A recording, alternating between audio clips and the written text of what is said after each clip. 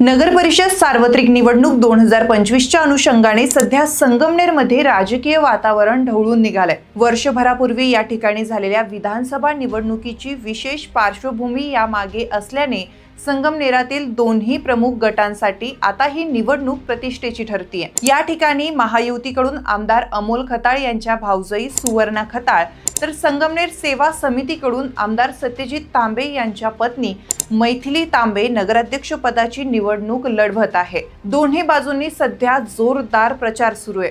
राजकीय आरोप प्रत्यारोप, कॉर्नर बैठका, वैयक्तिक भेटीगाठी, सभा यांवर विशेष भर दिला जातोय।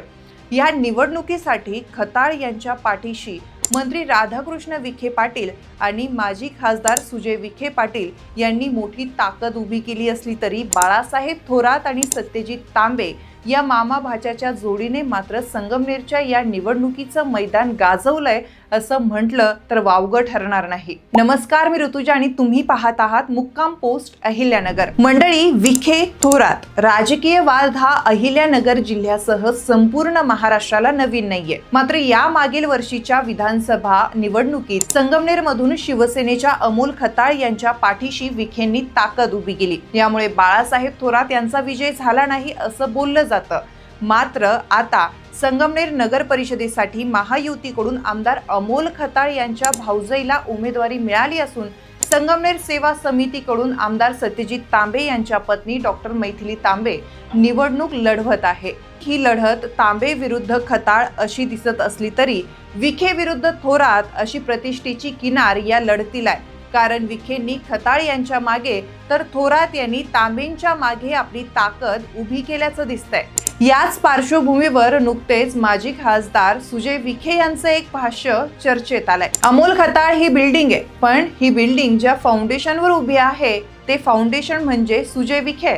सुजय विखे यांच्या या विधानाचा थेट अर्थ लावायचा तर थोरात आणि तांबे यांच्या विरोधात खताळ यांना आपणच ताकद देत असल्याचे संकेत विखेंनी दिलेत। हे जरी दिसत असलं तरी हा इशारा खताळ यांच्यासाठी सुद्धा होता का, अशा चर्चा आता संगमनेर मध्ये सुरू आहे। दुसरीकडे सत्यजित तांबे हे मी केलेल्या कामाचं श्रेय घेत असल्याचा आरोप आमदार अमोल खताळ यांनी केला होता। मात्र एका मुलाखतीत सत्यजित तांबे यांनी या आरोपांना उत्तर देत म्हटलं की अमोल खताळ यांनी मी आयत्या पिठावर रेघोट्या मारल्याचं एकही उदाहरण दाखवलं तर मी राजकारणातून संन्यास घेईल।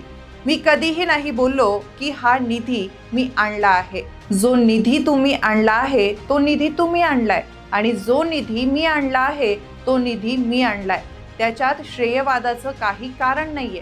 मी कधीही दुसऱ्याला श्रेय देत नाही आणि दुसऱ्याचं श्रेय घेत नाही। मी श्रेय देणाऱ्यातला नाही।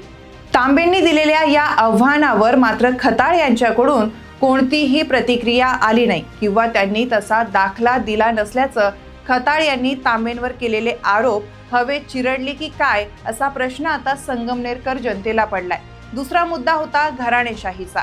मागच्या वर्षी अमोल खताळ यांनी घराणेशाहीचा मुद्दा पुढे करत बाळासाहेब थोरात यांच्या विरुद्ध विधानसभा निवडणूक लढवली होती।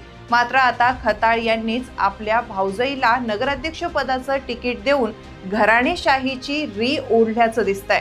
याचा देखील शाब्दिक समाचार सत्यजित तांबे यांनी घेतलाय। खताळ यांचे पूर्वीचे घराणेशाहीचे आरोप आणि सत्यजित तांबेंनी त्या संदर्भात दिलेल्या कानपिचक्या यावरून खताळ यांनी स्वतःच घराणेशाहीचा मुद्दा हद्दपार करून महायुतीला बॅकफूटवर नेलं का असा प्रश्न या निमित्ताने उपस्थित होतोय। एकीकडे विखे आणि खताळ हे थोरात तांबे जोडीला घेरण्याचा प्रयत्न करत असतानाच थेटपणे जनतेच्या प्रश्नात हात घालून ही मामा भाच्याची जोडी मात्र खताळ आणि विखेंना कोंडीत पकडताना दिसते। खरं तर घराणेशाही हा मुद्दा असू शकत नाही असं मी कायमच वेगवेगळ्या व्यासपीठांवरून सांगितलेलं आहे। किंबहुना कोणतंच क्षेत्र असं नाहीये की जे घराणेशाहीपासून लांब आहे।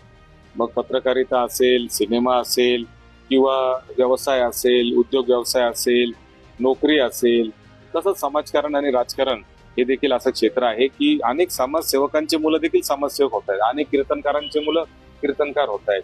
त्यामुळे घराणेशाहीपासून कोणतंही क्षेत्र लांब नाही असं माझं ठाम मत आहे। मात्र एका बाजूला घराणेशाहीवर टीका करायची आणि प्रस्थापितांच्या विरुद्ध भाषण करून आपण निवडणुका लढायच्या, जिंकायच्या आणि दुसऱ्या बाजूला काही महिन्यातच आपण स्वतःच तो मुद्दा विसरायचा, ही मला असं वाटतं जनतेच्या डोळ्यामध्ये केलेली धुळफेक आहे आणि म्हणून जनता अशा लोकांना माफ करणार नाही असं माझं ठाम मत आहे. आणि मला असं वाटतं की ही निवडणूक ही फक्त विकासाच्या मुद्द्यावरच लढली जातीये आणि इथून पुढेही ती लढली जाईल. अनेक लोकांनी अनेक प्रकारचे प्रयोग करून पाहिले या तालुक्यामध्ये, परंतु आज जी परिस्थिती आहे लोकांना कळून चुकलेलं आहे की या तालुक्याचा विकास कोणी केलेला आहे आणि या शहराला आणि तालुक्याला दिशा देण्याचं काम आणि इथं विकास करण्याचं काम कोण करू शकत आहे. शेवटी मोठ्या मोठ्या वल्गना करणं सोपं असतं, परंतु लोकांना शाश्वत विकास हा सगळ्यात महत्वाचा विकास आहे आणि त्याच्यामुळे हे विजन घेऊन ज्यावेळेस आम्ही लोकांसमोर जातोय, लोकांचा आमच्यावर विश्वास आहे आणि मला म्हणूनच असं वाटतं की ही निवडणूक ही विकासाच्या मुद्द्यावरच होणार आहे. यामध्ये छावा चित्रपटातील डायलॉग मारत विखेंनी मामा भाच्यांना आव्हान दिलं खरं, मात्र आमदार सत्यजित तांबे यांनी विकासाच्या मुद्द्यावरून संगमनेरची रेल्वे शिर्डीला पळवल्याचा आरोप विखेंनी नाव न घेता केलाय. नाशिक पुणे हा संगमनेरहून जाणारा रेल्वे मार्ग विखेंनी शिर्डी मार्गे नेला असा थेट आरोप तांबेंनी केला. संगमनेरसाठी रेल्वे हा जिव्हाळ्याचा मुद्दा असल्याने कुठेतरी याचा फायदा तांबेंना होईल असंही बोललं जात आहे. मंडळी, जाता जाता शेवटचा मुद्दा पाहून जा. एकनाथ शिंदे हे सध्या राज्यभर अनेक उमेदवारांसाठी सभा घेत आहे. सभेचं भाषण सुरू असताना ते थेट उद्योग मंत्री उदय सामंत यांना फोन लावून संबंधित नगर परिषद क्षेत्रासाठी MIDCची मागणी करतात. मंत्री सामंत देखील याला होकार देतात आणि सभेसाठी जनतेच्या टाळ्या मिळतात. मात्र माजी मंत्री बाळासाहेब थोरात यांनी शिंदे यांच्या या स्टाईलची नक्कल करत त्यांच्या या स्टाईलने महत्त्व झिरो करून टाकलं आहे असं म्हटलं तर वावगं ठरणार नाही. अमोल खताळच्या संगमनेरला मी आलोय आणि त्यांची मागणी आहे MIDC पाहिजे. काय करणार तुम्ही? साहेब, 15 दिवसापूर्वी आपल्या आदेशानुसार मी संगमनेरला गेलो होतो अमोल खताळ्यांच्या इथे आणि तिथंच आपल्या आदेशानुसार MIDC जाहीर केलेली आहे.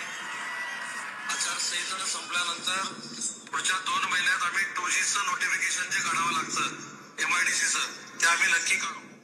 आता दुसरी एक व्हिडिओ आहे का तुम्हाला?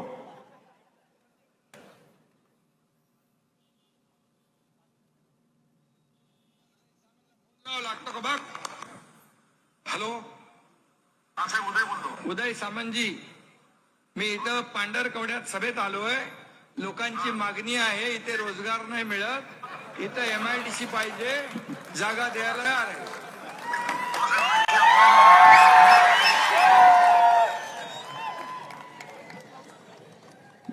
जिथं जाल तिथं MIDC मंजूर. लोक म्हटले पाणी पाहिजे, आम्हाला थोडं पाणी पाहिजे, ते म्हणतात धरण मंजूर. लोक म्हणतात धरण कसं काय होणार, नदी नाही, नदी मंजूर. नदीला पाणी कुठून येणार, डोंगर पाहिजे, डोंगर मंजूर. अरे बनवा बनवी करावं लागते थोडी. इलेक्शन मध्ये तुम्हाला फंडे करायची सवयच आहे, इलेक्शन फंडे. ते का थोडे फंडे करतात बघा. लोक आमचे भारी आहेत ना, त्याला सगळं कळतंय, लक्षात ठेवा. अशीही बनवा बनवीचा कार्यक्रम करू नका म्हणून सांगतो. काल सगळं मंजूर होतं.